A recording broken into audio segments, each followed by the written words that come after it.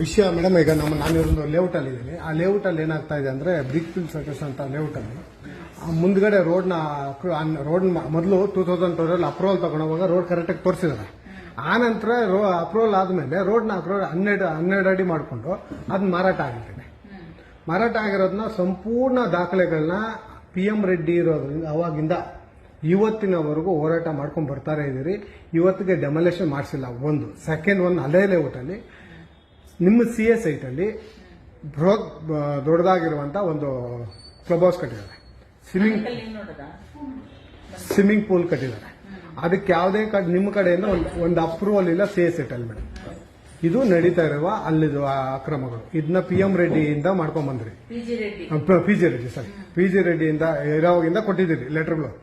1 ರಿಂದ 15ಕ್ಕೆ approval cancel ಮಾಡಿ ಅದನ್ನ ಪಂಚಾಯತಿಯಿಂದ ತಿದ್ದುಪಡಿ ಮಾಡಿ ಅದ್ರಲ್ಲಿ ಪೆಂಡಿಂಗ್ ಮಾಡಿದ್ದಾರೆ. ಪುಡಿ ಎಲ್ಲಾ ಲೇಔಟ್ ನ ಕ್ಯಾನ್ಸಲ್ ಮಾಡ್ಬೇಕಾಯ್ತು. ಎಲ್ಲ ಸೈಟ್ ನನ್ನ ಮನೆ ಸೇರಿಸಿ ಅಪ್ರೂವಲ್ ಕ್ಯಾನ್ಸಲ್ ಮಾಡ್ಬೇಕಾಯ್ತು, ಮಾಡ್ಲಿಲ್ಲ. ಹಂಗಾಗಿ ಇದರಲ್ಲಿ ಯಾರ್ಯಾರು ಇದಾರೋ ನಮಗೆ ಗೊತ್ತಿಲ್ಲ ಮೇಡಮ್. ಹಂಗಾಗಿ ಇವ್ರಿಗೆ ಹೇಳ್ತಾನೆ ಇದ್ದಾರೆ ಮಂಜೇಶ್ ಅವ್ರಿಗೆ.